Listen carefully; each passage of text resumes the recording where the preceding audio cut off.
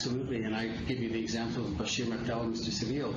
They're both people that were convicted, and based upon my understanding of the minister's intention in this legislation to allow foreign convictions to apply, we'll be beholden to foreign governments who don't provide due process to determine whether or not Canadians lose their citizenship. Mr.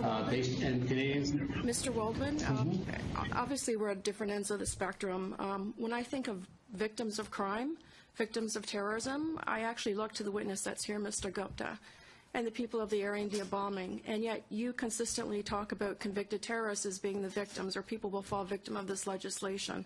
So I'm just, also, I just want to go back to, I was listening to the testimony and some of your answers and your questions, and you seem to imply that you think that people who do not know that they're dual citizens would actually not commit an act of terrorism if they knew that they had dual citizenship and could be stripped of their Canadian status. So I'm a bit, I'm going to say, like, if that's what you really think, then obviously this legislation is going to work.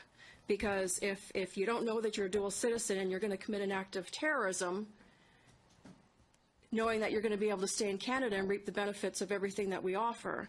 But if you think that you could be stripped of that citizenship, you may not do the same act. So is that what you actually said? No, ma'am. What I was trying to point out to you in my comments is the difficulty of applying legislation which talks about dual nationality, because as anyone who understands the law and who applies this law all the time knows, determining whether or not a person is a citizen of another country is extremely complicated, and implies interpreting foreign law, because most people, many people... It can be difficult. Ms. James, order, Mr. Waldman. You got to let him finish. You ask a question, you have to let him finish. You may not like the answer, but you got to let him finish. Thank you. Okay, go ahead, Mr. Waldman. The issue with respect to the dual nationality is simply twofold. One is it's extremely difficult to determine whether or not a person has dual nationality. Many people in Canada may have dual nationality without even knowing it, and I could cite numerous examples based upon foreign laws.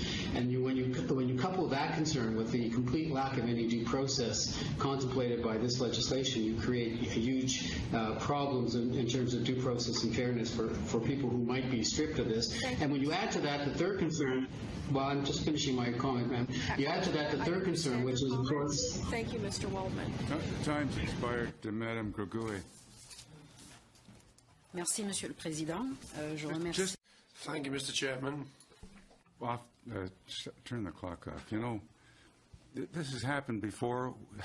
People may not like answers people give, but you ask the question, you got to let them finish. I'm directing that to you, Ms. James, but quite frankly, you're not the only one that does it. Yes.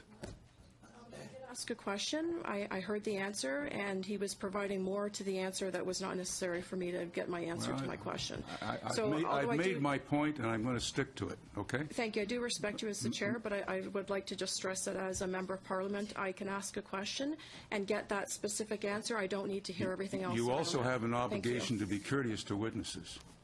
Madame Gregouille. Merci, Monsieur le Président. Thank you, Mr. Chairman.